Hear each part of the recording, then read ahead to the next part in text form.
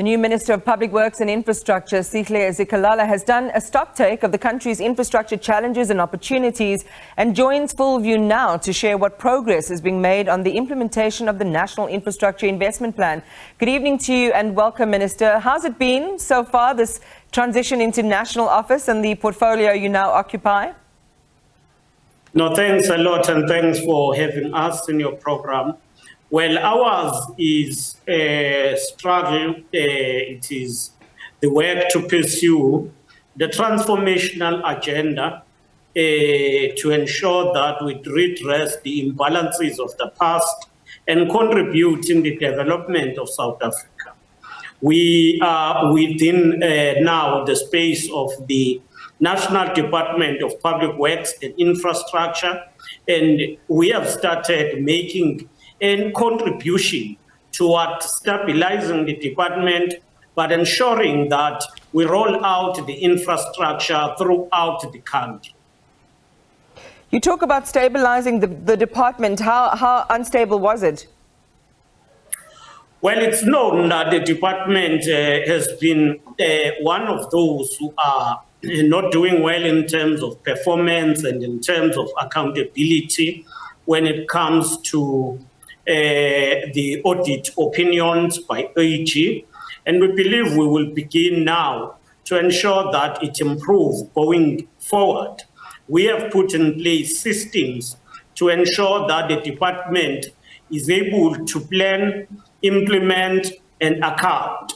But we also want to ensure that the implementation is, of course, impactful. So for us, we have a task to ensure that all of the infrastructure projects that are in our pipeline are implemented and finished on time.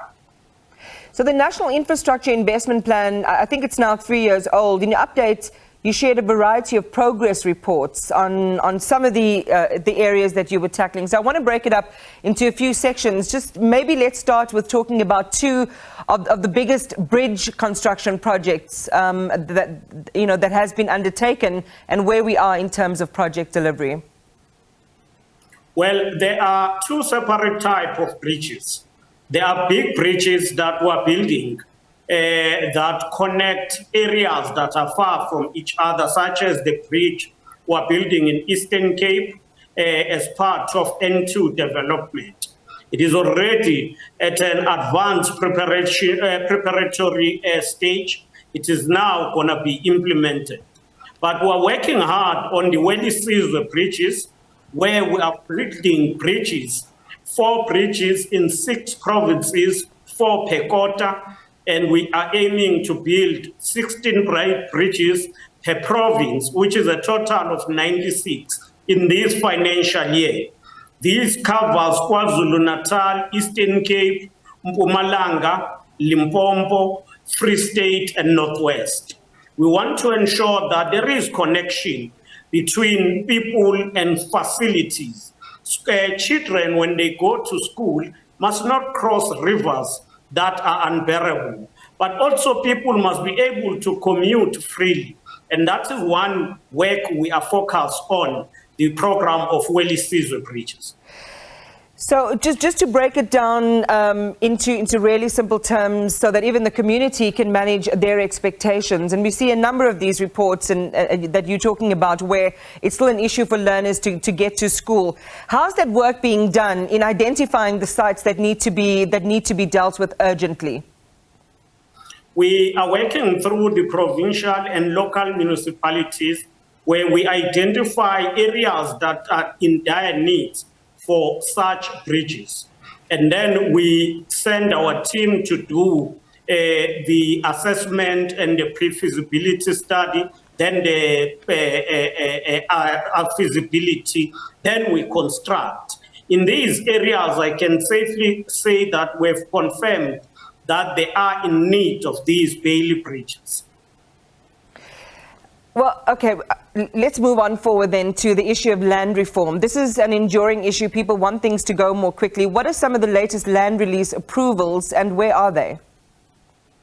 We have released a number of parcels of land for various people. These include the Mpumalanga areas where we've given people more than 1,590 hectares for human settlement development.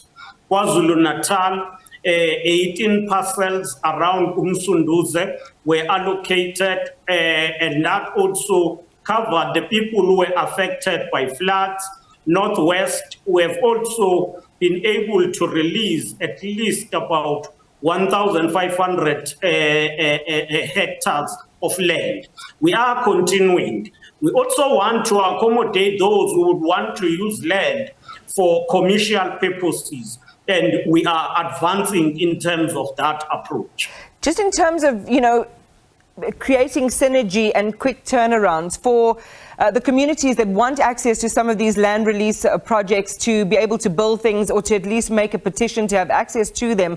How is that, integrated approach working in terms of the work that you have to do and other departments in government to make that a reality to people? What is the simplest way that they have access to that?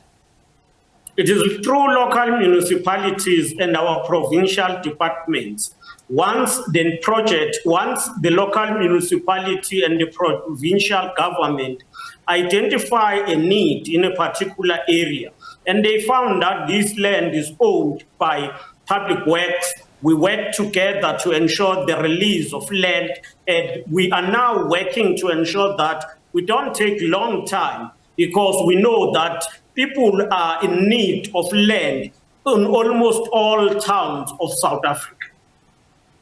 I just want your thoughts really quickly, Minister. We have to leave and join a news conference that's unfolding at this hour. So really quickly, and this is a big concern, especially in the construction industry with regard to the hijacking of project sites. Many in the construction industry are lamenting about the construction mafia. What plans do you have to eradicate this once and for all? This construction mafia is a problem. In fact, this is criminality and sabotage of the economy.